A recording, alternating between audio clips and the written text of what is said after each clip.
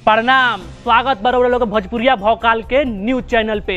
24 घंटा से एगो न्यूज खूब तेज वायरल हो रहा बा कि धोनी संन्यास काहे ले ले हैं।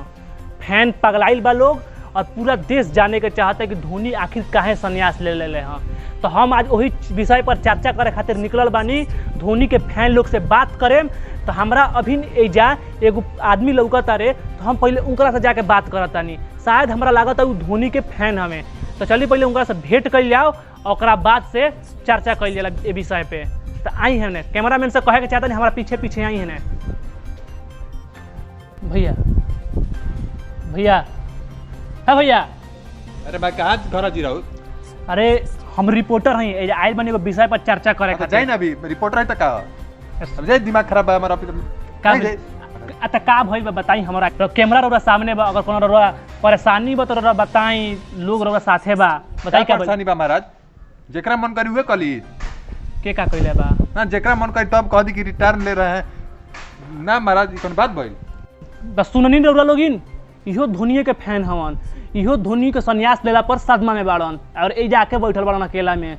इनका से रुकी भैया, रोरा का लागत धोनी सन काहे कइले हां? देखिए महाराज, पहले तो हम बताओ तानी कि रिटायरमेंट फिल्म में सब बात गलत बा। हमारा तो लगता है उनका अकाउंट हैक भइल बा, पोस्ट कर दिहल बा। या तो हो सकता है कि वो मजाक करत होगा अपना फैन लोग से, या तो ये हो सकता है कि उस लिखले हो पोस्ट करे खातिर फ्यूचर में, और उनका बेटी जीवा मोबाइल लेके दाब दिले हो तो पोस्ट हो गइल हो। तो देखा तानी लोग, अभी ले धोनी के फैन विश्वास नहीं करत लोग कि धोनी संन्यास ले ले बाड़न। इतना लोग के मोहब्बत बा इनकरा से कि लोग के विश्वास नहीं के हो, तो लोग रोड पर बैठ के रोता कि धोनी सन काहे कैलन। जे उनका से जरत रहल, जे उनका से नफरत करत रहल, उहो बेरा पोस्ट डालता कि मिस यू माही। सब लोग कहता कि एगो आदमी रहल जन एथी के विकेट के पीछे से खड़ा होके मैच पलट देते रहल, वो अब के करी। तो आई इनके से बोलतनी एगो बात बताई हमरा के कि जैसे कि उतना लोग संन्यास लेला, हर साल केहू ना केहू संन्यास लेला। पिछले साल युवराज सिंह ले संन्यास, सचिन तेंदुलकर ले रहे, सहवाग ले रहे, तो उतना लोग ना रोल। धोनी के लेहला पर काहे इतना सब लोग एथी बाबे सदमा में बाबे काहे आखिर? ए महाराज काहे सन बतिया तनी? धोनी हमार जान है।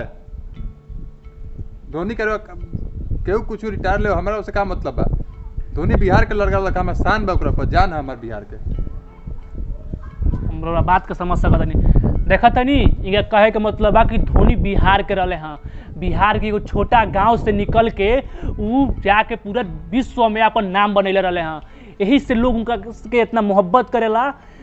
और भी हम सवाल पूछा तनी इनकरा से, तनी देखत नहीं और का जानत रहनी धोनी के बारे में और कहीं के इतना लगाव बा धोनी से। तो भैया एगो बात बताई, इमे तोहरा नहीं लागत कोनो के दुख के बात बा?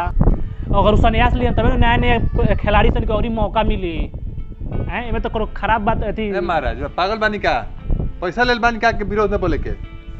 काहे खिसिया तनी? हम तो खाली सवाल पूछता नहीं। हम तो कहते हैं कि नया नया लड़का यहाँ सब तो खेले के मौका मिली, धोनी हटिए था एगो यहाँ 50,000 लोग आई खेले क्रिकेट। के कहा कैप्टन कुल के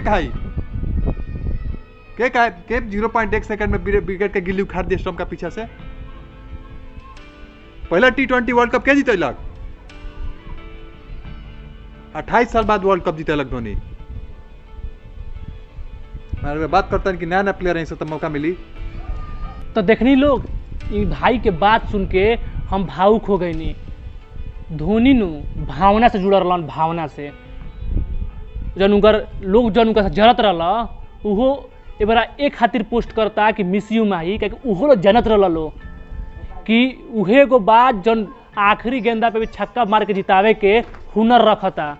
एगो बात बताई भैया, कहनी है कि हमारे याद बा 2011 के वर्ल्ड कप में हम अपने बाबूजी के साथ मैच सुनत तनी रेडियो पर, तो सहवाग सचिन लोग आउट हो गए रहे। तो हमारे बाबूजी कहने की अब इंडिया मैच हार जाए, लेकिन हमारा याद बा कि धोनी ऐसा खिलाड़ी रहे जो लास्ट बॉल पर छक्का मार के जीतेला। कुछ का कही हमें कुछ याद नहीं के। देखा तनी अब आँख में से अगर तनी देर और हम रुकनी न तो आँख में से आंसू आ जाई, रोए के बहुत मन करता। हमू धोनी के बहुत बड़का फैन हैं।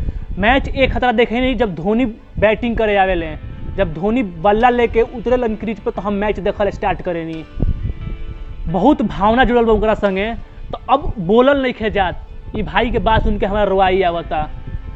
लेकिन अब का कहल जा सकता, सबको ये सोचता काश ही झूठ रहित बात। अब मुंह लटपटाता, मुंह में से जबान में से कोनो बात बाहर निकलत नहीं कि हम बोली का।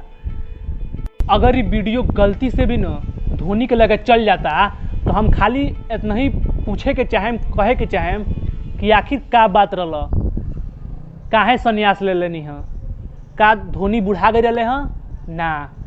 आज भी इतना तेज दौड़त रहे हैं ना, जब नायका ही खिलाड़ी आवता लोग वह का तेज ना दौड़ पावत रहा लोग। आज ले जल्दी धोनी रन आउट ना होत रहे हैं, तो का बात रहा कि धोनी संन्यास ले ले हैं। हमनी के तो मानी तो एगो बचपने खत्म हो गई, सपना रहा कि धोनी जबले बाड़न तबले हम क्रिकेट देखता नहीं, धोनी नहीं खन तब क्रिकेट देखे के मजे खत्म। दम शरीर ऐसा हो गई बा बोलत बोलत कि लागत कि अब रुआई आ जाई। तो अब कुछ धोनी के संगे कुछ याद रहा हमनी सन के बिहार के रहे हैं। जब खेलियन न तो लड़का चिल्लिया सन धोनिया मारता, तो हमनी के टीवी खोले में जा, मोबाइल खोले में जा और बैठ के देखे लगे, जहाँ रहे ना जहाँ रोडे पर बैठ के लगे देखे कि धोनिया मारता। अब वो सुने के ना मिली। तो अब हम बस इतना ही कहे के चाहतनी कि रउरा लोग के सुन के ये सब बात, ये सब न्यूज कैसन लागल कमेंट करके बता देम। तब तक खतरा चलता नहीं। शुक्रिया। क्यों सोचना है जाना कहाँ, जाए वही